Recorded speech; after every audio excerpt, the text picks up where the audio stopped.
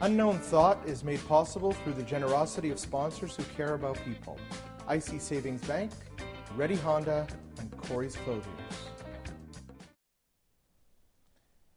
Welcome back to another episode of Unknown Thought. My guest today, Lorne Simon, PR and media expert and chair of Crime Stoppers. Lorne, great Hi. to have you on. Thank you, Rabbi Yossi, for having us on today. Pleasure. I have some very curious questions I want to ask you. Sure. What made you decide to found, participate, run, spend a lot of your time running a crime-stopping organization?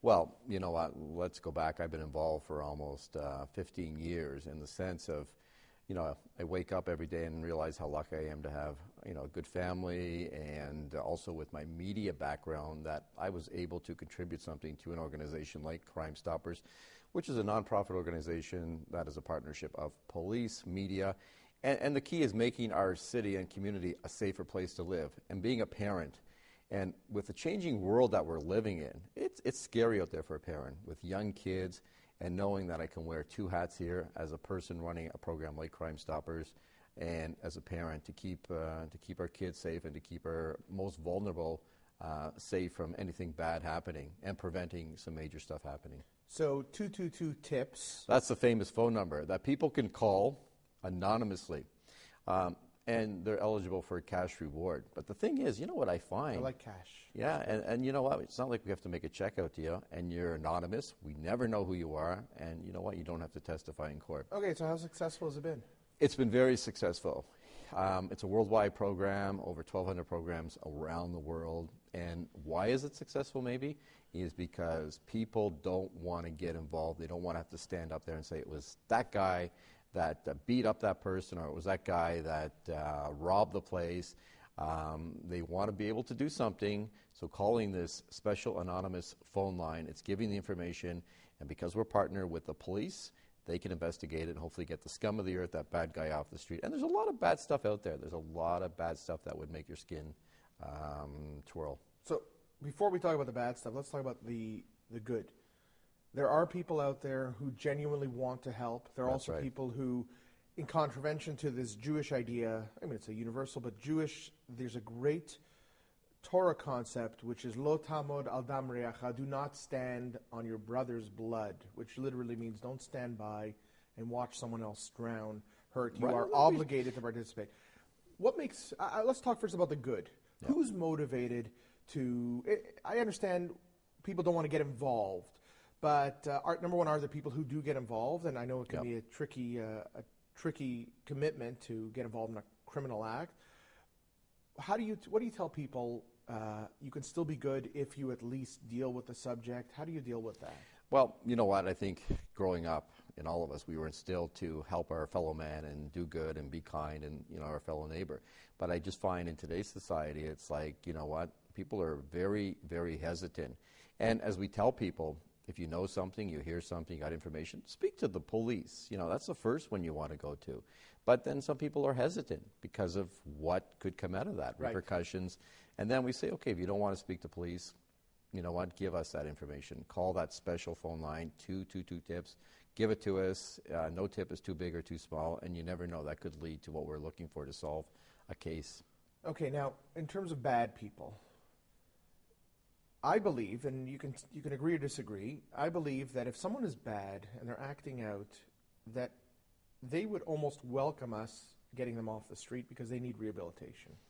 So the argument can be made that calling and dealing with police, tips, etc., is actually saving someone's life, because eventually they'll either get hurt, killed, or incarcerated forever, and you're actually given an opportunity to. So if we start to shift the mindset that says bad people need good people to turn them in. You know what? You could look at it that way. But in the other sense, I believe in getting the bad people off the street for the good people, because there's a lot of honest to good, hardworking community people out there and that's what, when I read a tip and someone's been arrested and it's been on somebody, you know, a situation where a very innocent person has been affected, you know, a senior citizen, we get calls about seniors being scammed, someone going around knocking on the door trying to sell them stuff, and then we know seniors sometimes can be the most vulnerable. That's what really irks me, and that's what bothers me. And you asked me at the beginning of the show why I get involved.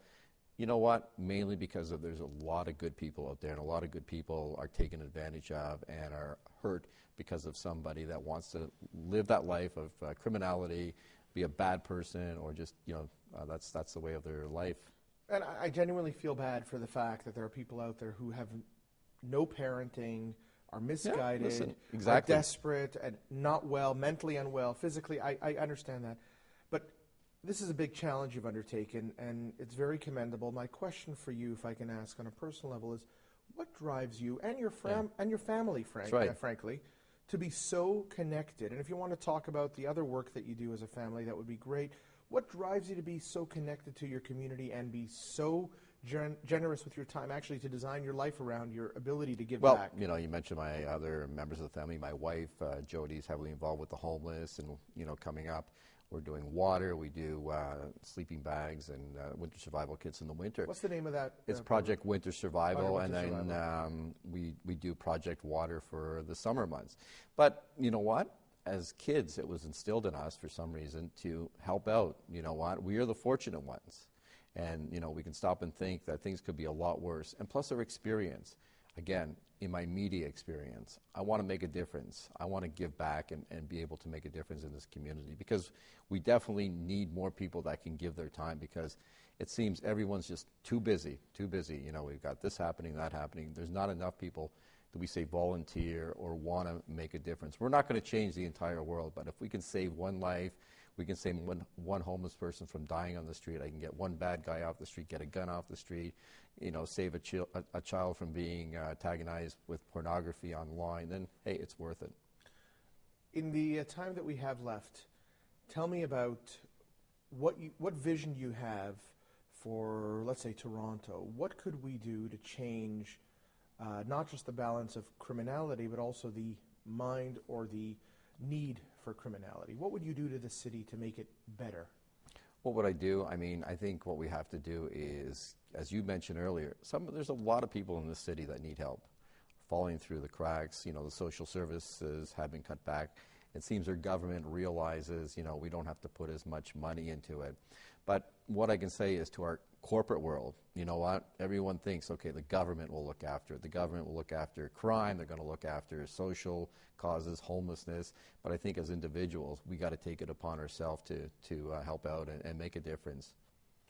I do believe that the challenge that you managed to bridge is the challenge between corporate sponsorship and corporate artificial benevolence, and somehow you managed to bring those two things together and ask corporations to participate with the enthusiasm and the spirit you bring into it. I know, I can see that. We have to. And I can see how successful it's been.